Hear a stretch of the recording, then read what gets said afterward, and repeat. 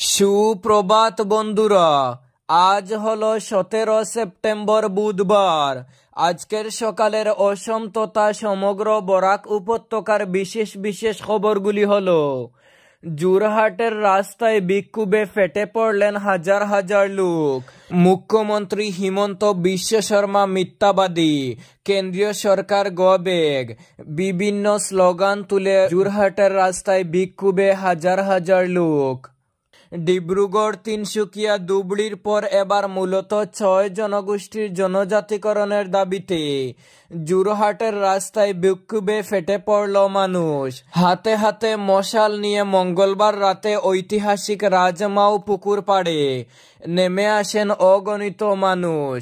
সবার একটাই দাবি, 6 জনগোষ্ঠীকে জনজাতিকরণের স্বীকৃতি দাও, সিএএ বাতিল করো এবং বিদেশিদের বহিষ্কার করো। এই বিক্ষোভ মিছিলকে থামাতে এগিয়ে আসে পুলিশও। প্রায় 1000-এরও বেশি পুলিশ মোতায়েন করা হয় মিছিল আটকে দেওয়ার জন্য, কিন্তু পুলিশি বাধা উপেক্ষা করে হাজারো মানুষ এগিয়ে চলে। বিশাল পুলিশ বাহিনীও শেষ পর্যন্ত জনস্রোত রুখতে পারেনি। জনতা যোরহাট শহরের মধ্যে দিয়ে মিছিল করে আবার রাজমাও পুকুর পাড়ে গিয়ে একত্রিত হয় এবং কর্মসূচির সমাপ্তি ঘোষণা করে। বিক্ষোভকারীরা স্লোগান তুলে, মরলেও মরব, জনজাতিকরণের মর্যাদা আদায় করব, 6 জনগোষ্ঠীকে জনজাতিকরণের স্বীকৃতি দাও, মুখ্যমন্ত্রী হিমন্ত বিশ্ব শর্মা মিথ্যাবাদী, কেন্দ্রীয় সরকার গবেগ, রাজ্য সরকার গবেগ, অসম পুলিশ মুর্দাবাদ, সিএএ আইন বাতিল করো, বিদেশিদের বহিষ্কার করো। এইসব স্লোগানে যোরহাটের পরিবেশ তুমুল উত্তাল হয়ে ওঠে। এদিকে মিছিল চলাকালীন কিছুক্ষণ পুলিশের সঙ্গে বিক্ষোভকারীদের ঠেলাঠেলি হলেও পরে পরিস্থিতি শান্ত হয়। জাতীয় জনগোষ্ঠীয় সংগঠনের উদ্যোগে আয়োজিত এই বিশাল প্রতিবাদ স্পষ্ট করে দিল যে ভবিষ্যতে যদি 6 জনগোষ্ঠীকে জনজাতিকরণের মর্যাদা না দেওয়া হয়, তবে 2026-এর বিধানসভা নির্বাচনে এর প্রভাব নিশ্চিতভাবেই পড়বে। পরবর্তী খবরে যাওয়ার আগে আপনার কাছে ছোট্ট একটি রিকোয়েস্ট, ভিডিওতে একটি লাইক করে চ্যানেলটি সাবস্ক্রাইব করুন এবং ফেসবুক পেজটি ফলো করে ভিডিওটি অবশ্যই শেয়ার করুন, যাতে সঠিক তথ্যগুলো সবার কাছে পৌঁছাতে পারে। সড়কের গর্তে পড়ে বাইক থেকে পড়লে কলেজ ছাত্রীকে পিষে দিল লরি। মর্মান্তিক সড়ক দুর্ঘটনা ঘটল বদরপুর থানার অন্তর্গত মকইবাঙ্গা কান্দিগ্রাম ব্রিজ সংলগ্ন জাতীয় সড়কে। গর্তে পড়ে প্রাণ হারালেন বদরপুর নবীনচন্দ্র কলেজের স্নাতক প্রথম সেমিস্টারের ছাত্রী টুপসি ভট্টাচার্য, বয়স 18। আহত হন তার সহপাঠী ও বাইক চালক জয়দীপ মালাকার, বয়স 19। ঘটনাটি ঘটেছে মঙ্গলবার বিকেল 5:30 নাগাদ। জানা গেছে, দরগাবাজার এলাকার বাসিন্দা জয়দীপ মালাকার তার বাইকে করে শ্রীগৌরী এলাকার টুপসি ভট্টাচার্যকে নিয়ে আসছিলেন। পথে মকইবাঙ্গা কান্দিগ্রাম ব্রিজের কাছে জাতীয় সড়কের একটি গর্তে বাইকটির চাকা পড়ে গেলে টুপসি ছিটকে রাস্তায় পড়ে যান। ঠিক তখনই উল্টো দিক থেকে আসা TR01 AV1808 নম্বরের একটি লরির মাঝের চাকায় পিষ্ট হয়ে ঘটনাস্থলেই তার মৃত্যু ঘটে। অন্যদিকে দুর্ঘটনায় গুরুতর আহত জয়দীপ মালাকারকে স্থানীয়রা দ্রুত উদ্ধার করে শ্রীগৌরী হাসপাতালে নিয়ে যান। সেখান থেকে প্রাথমিক চিকিৎসার পর তাকে শিলচর মেডিকেল কলেজে হস্তান্তর করা হয়। খবর পেয়ে বদরপুর থানার পুলিশ ঘটনাস্থলে পৌঁছে টুপসির মরদেহ উদ্ধার করে ময়নাতদন্তের জন্য করিমগঞ্জ সিভিল হাসপাতালে পাঠায় এবং দুর্ঘটনায় জড়িত বাইক ও লরিটি বাজেয়াপ্ত করে। সূত্রে জানা গেছে, টুপসি ও জয়দীপ উভয়েই বদরপুর নবীনচন্দ্র কলেজের ছাত্রছাত্রী। প্রায় 1 বছর আগে টুপসির বাপ বাচ্চু ভট্টাচার্যের মৃত্যু হয়। তরুণীর অকাল মৃত্যুতে শোক স্তব্ধ হয়ে পড়েছে শ্রীগৌরী ও বদরপুর এলাকা।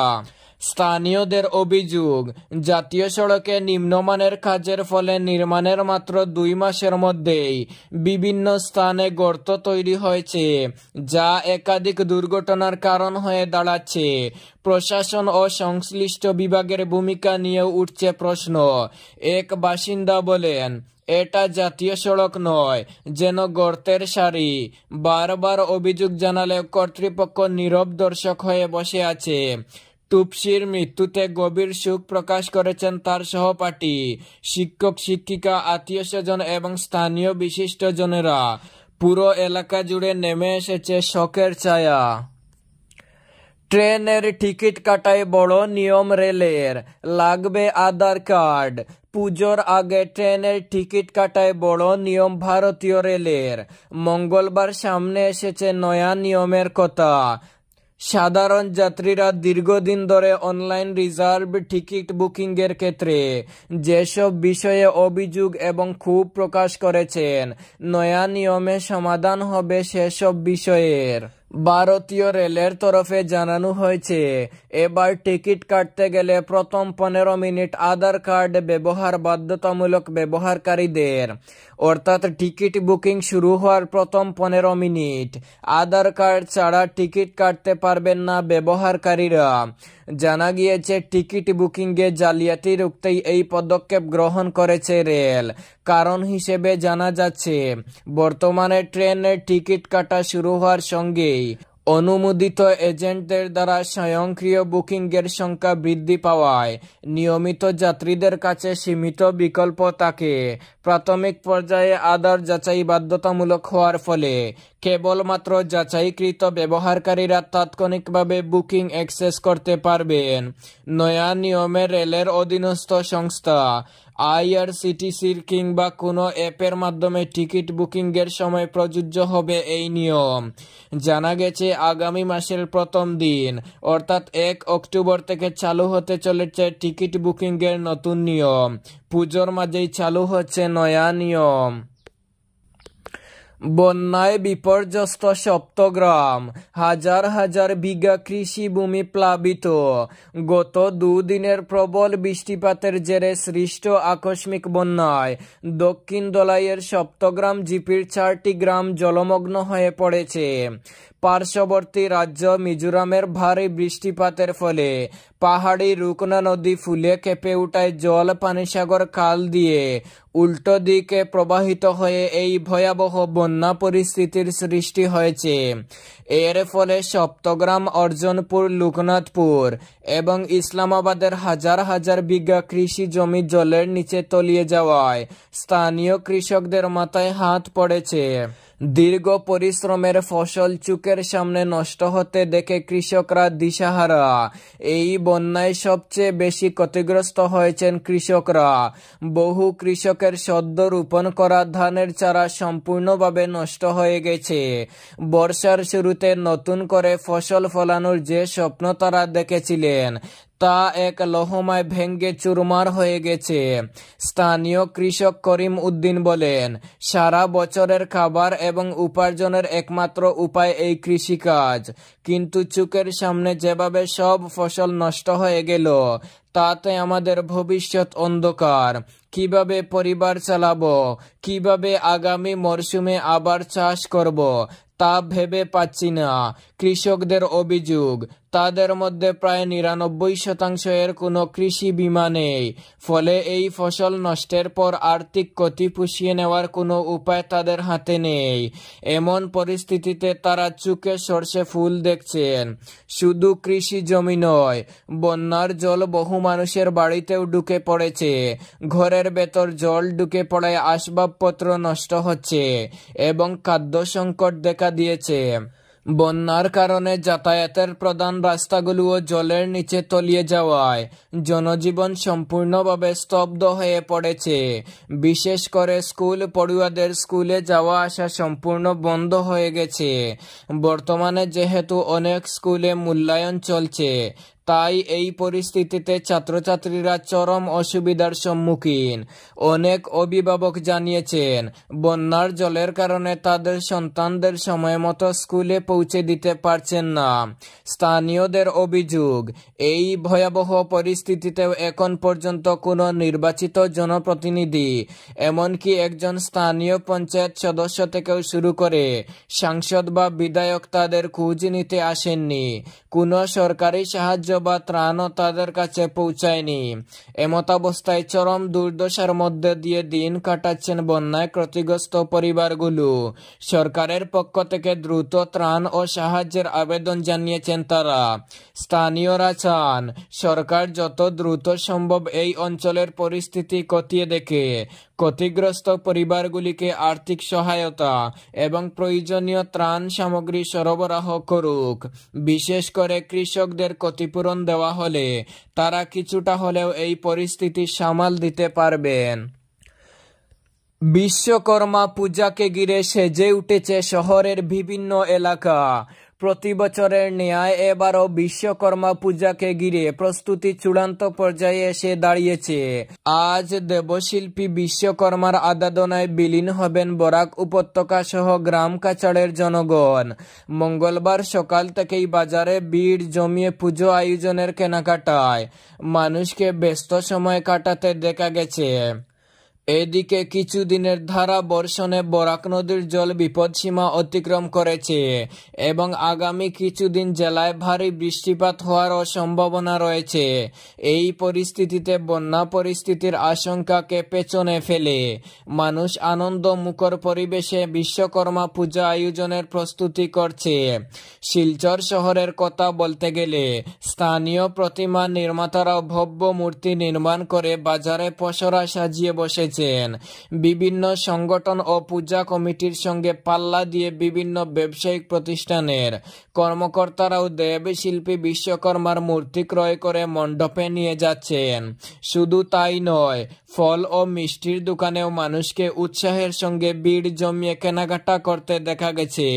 সব মিলিয়ে বুধবার আয়োজিত হতে যাওয়া বিশ্বকর্মা পূজাকে কেন্দ্র করে এক উৎসব মুখর পরিবেশে মেতে উঠেছে শহর শিলচর সহ গ্রাম কাছাড়ের বিভিন্ন এলাকা। ধর্মান্তর আইনের বৈধতাকে চ্যালেঞ্জ করে মামলা, 4 সপ্তাহের মধ্যে রাজ্যগুলির জবাব চাইল সুপ্রিম কোর্ট। অপব্যবহার হচ্ছে, হেনস্থা করা হচ্ছে ভিন ধর্মের যুগলদের, এই অভিযোগে একাধিক বিজেপি শাসিত রাজ্যে পাশ হওয়া ধর্মান্তর আইনের বৈধতাকে চ্যালেঞ্জ করে মামলা দায়ের হয়েছিল সুপ্রিম কোর্টে। শীর্ষ আদালত সেই মামলার পরিপ্রেক্ষিতে 4 সপ্তাহের মধ্যে রাজ্যগুলিকে মতামত দিতে বলল। মামলাকারীদের দাবি, যে যে রাজ্যে এই ধর্মান্তর আইন পাশ হয়েছে সব রাজ্যেই আন্তঃধর্মীয় দম্পতিদের হয়রানির মুখে পড়তে হচ্ছে, ধর্মীয় স্বাধীনতার হস্তক্ষেপ করা হচ্ছে। মামলাগুলি দায়ের করেছিল জমিয়ত উলামায়ে হিন্দ এবং citizens for justice and piece সহ একাধিক সংখ্যালঘু প্রভাবিত সংগঠন। মামলাকারীদের মূল দাবি, অপব্যবহার রুখতে এই আইন স্থগিত রাখতে হবে। মঙ্গলবার প্রধান বিচারপতি বি.আর. গাভাই এবং বিচারপতি কে বিনোদ চন্দ্রনের ডিভিশন বেঞ্চ জানায় যে 9টি রাজ্যে এই আইন পাশ হয়েছে সেই সব রাজ্যকে এ নিয়ে মতামত দিতে হবে। বিজেপি শাসিত উত্তরপ্রদেশ, মধ্যপ্রদেশ, উত্তরাখণ্ড, ছত্তিশগড়, গুজরাট, হরিয়ানা এবং বিরোধীদের দখলে থাকা ঝাড়খণ্ড, কর্ণাটক এবং হিমাচল প্রদেশকে নোটিশ দেওয়া হয়েছে। 6 সপ্তাহ পর মামলার পরবর্তী শুনানি। শীর্ষ আদালত জানিয়ে দিয়েছে রাজ্যগুলির মতামত জানার পরই এ নিয়ে সিদ্ধান্ত নেওয়া হবে। প্রসঙ্গত, ধর্মান্তর নিয়ে গোটা দেশেই হইচই শুরু হয়েছে গত কয়েক বছরে। একে একে একাধিক বিজেপি শাসিত রাজ্যে এই আইন কার্যকর হয়েছে। কর্ণাটক এবং হিমাচলে অবশ্যই এই আইন বিজেপির আমলেই শুরু হয়। এবার সব রাজ্যের মতামত জানতে চাইল শীর্ষ আদালত। ভরা নদীতে জীবনের ঝুঁকি নিয়ে ব্যক্তিকে উদ্ধার 3 কিশোরের। ভরা নদীতে জীবনের ঝুঁকি নিয়ে বাঁশের চালি থেকে পড়ে যাওয়া বয়স্ক ব্যক্তির প্রাণ বাঁচালো 3 কিশোর। মঙ্গলবার বিকেলে সোনাবাড়ি ঘাটে বরাক নদীতে যাওয়া একটি বাঁশের চালি থেকে হঠাৎ এক ব্যক্তি জলে পড়ে যান। জলের স্রোতে তিনি ভাসিয়ে যাচ্ছেন দেখে তাকে উদ্ধার করতে সোনাবাড়ি ঘাটে 2 খণ্ডের বছর 16 3 কিশোর একরামুল হক লস্কর, নূর হাসান লস্কর ও মুস্তাফা লস্কর নৌকা নিয়ে ভরা নদীতে ছুটে যান। তারা সে সময় নদীতে নৌকা নিয়ে কিছুটা করছিল, কিন্তু ঝুঁকি নিয়ে ওই ব্যক্তি উদ্ধার করতে পাশে গেলে বেশ কসরত করতে হয় তাদের। বিপদ সীমার উপরে থাকা বরাক নদীর জলে তীব্র স্রোতে তারাও ভেসে যান। এদিকে পারে থাকা লোকরা হাল্লা চিৎকার শুরু করেন। শেষ পর্যন্ত স্রোতে ভেসে কনকপুর এলাকায় আটকেন। পরে 4 জনই স্বাভাবিকভাবে তীরে উঠে ঘরে ফিরেন। প্রাণের ঝুঁকি নিয়ে তাদের এমন সাহসিকতার প্রশংসা করেন অনেকে। এই ছিল আজকের সকালের বিশেষ খবরগুলি। ভিডিওটি অবশ্যই লাইক এবং শেয়ার করে দেবেন।